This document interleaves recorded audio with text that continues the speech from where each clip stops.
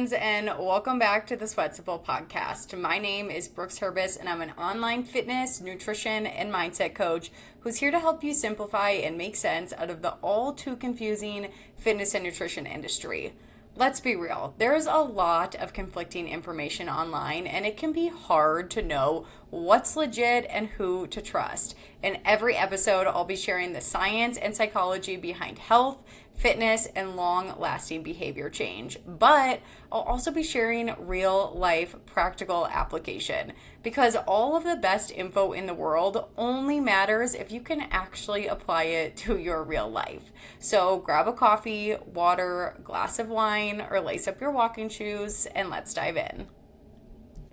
What is up, Sweat Symbol Squad? Welcome back to the podcast. I have a very juicy, nuanced topic for you today, and in fact, it comes at a funny time because today we're going to be talking all about sleep, and I'm actually coming off of a bachelorette party where I did not get the same quality or quantity of sleep that I typically do during a normal weekend. So I am definitely feeling it. The brain fog is so real.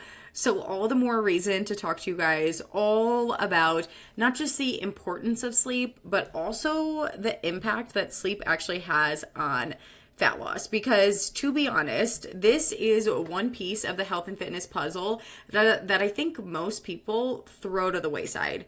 I often hear that you guys love working out, you eat pretty healthy, but you really don't pay all that much mind to your sleep. Especially when you're busy and you have a lot going on, sleep might just feel like a luxury. It's that thing that, yeah, sounds nice in theory, but you feel like you don't really need it in order to be successful on your fat loss journey, right?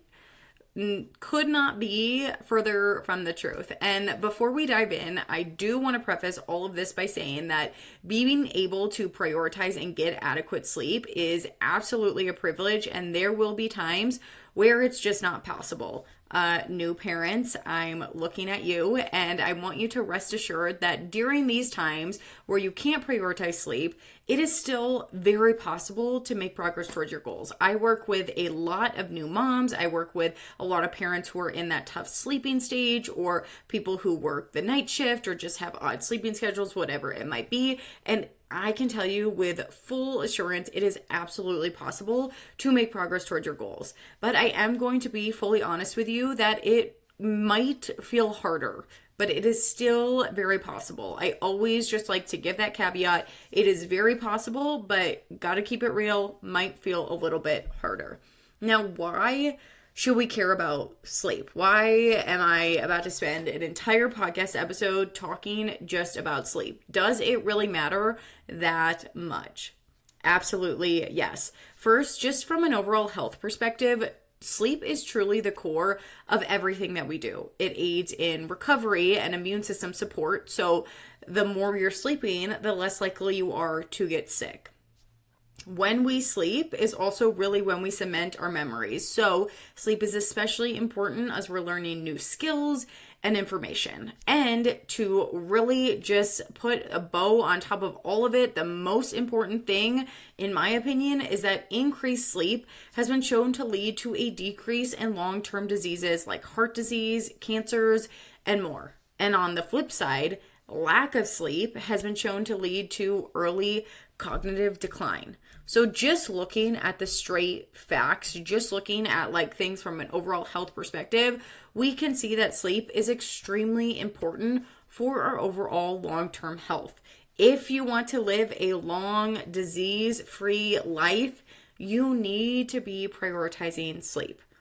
I also know, though, that many of us are looking for immediate gratification. When we think about our fitness journey in terms of like 20, 30, even 40 years from now, it can be really difficult to care about future us. What we care more about is that we have a big deadline at work tomorrow, or we say, okay, that long, healthy life seems really far away. It's hard for me to really grasp. So who cares if I stay up a little bit later to watch Netflix tonight? We're more focused on that instant gratification, the things that are happening in our life, in our moment right now. And it can be really hard to prioritize that future version of ourself that sleep is really impacting.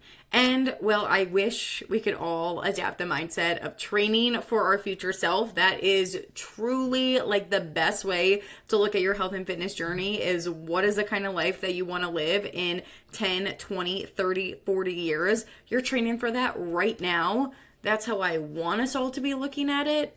I also know that that's not always realistic. So instead of just talking about these long-term overall health things, let's talk about something a little bit more tangible, something a little bit more immediate.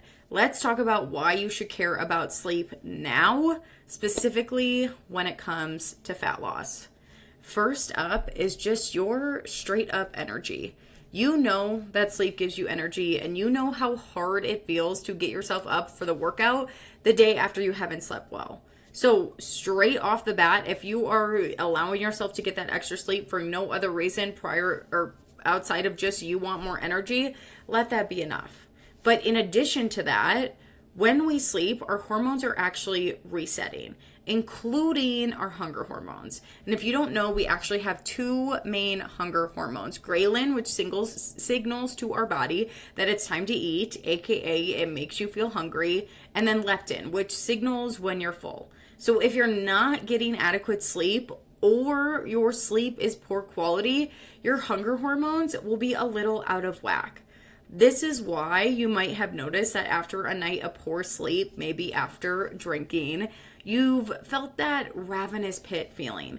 You just can't seem to get full, and you're hungry pretty shortly after you ate. It's like that never-ending pit feeling. You just can't get to that place of feeling full. This, of course, is related to your hunger hormones, and it's going to make fat loss feel pretty dang hard. It is much harder to stick to your calorie deficit when you're hungry all the time and you're not getting full. And yeah, eating adequate meals and eating enough protein will help, but it can only do so much if you're not getting enough sleep. And this is why we need to really start to prioritize sleep right now in the immediate future. What can you do? Ideally, you're going to be getting 7 to 9 hours of sleep a night. However, newer research is really suggesting that getting closer to 8 to 9 hours is going to be more beneficial.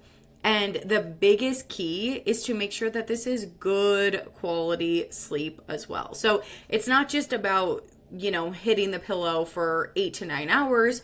We want to make sure that that sleep that we are getting is really good quality. So a few things that are going to help with this, that are going to maximize your sleep quality, make sure that you're feeling good and getting enough sleep. 1, limiting alcohol. I'm sorry, you guys, but any amount of alcohol, unless it's drank early in the morning, which probably not a habit many of us have, I hope, is impacting your sleep.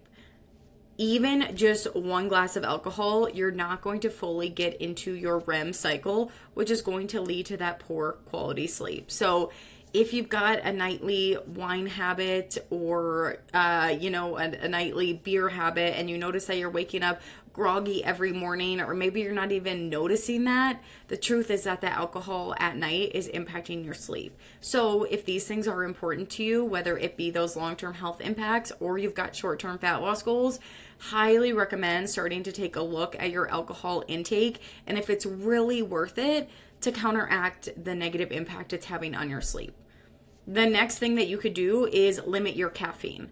I know there's many of us who say, I can have caffeine at like 2 p.m. and I don't even feel it. I still go to bed right away. Well, that may be the case. Maybe you don't feel that caffeine intake. The truth is that it can stay into your system for up to 12 hours. So even if you're not feeling the effect of the afternoon caffeine boost, it's still going to impact your sleep quality. So again, if you're waking up with that groggy feeling, but you have no idea why, but you also have an afternoon coffee habit, this could be the reason. Even if you're able to fall asleep and stay asleep, the quality of sleep that you're getting with this caffeine in your system is not going to be as high as if you were having uncaffeinated sleep.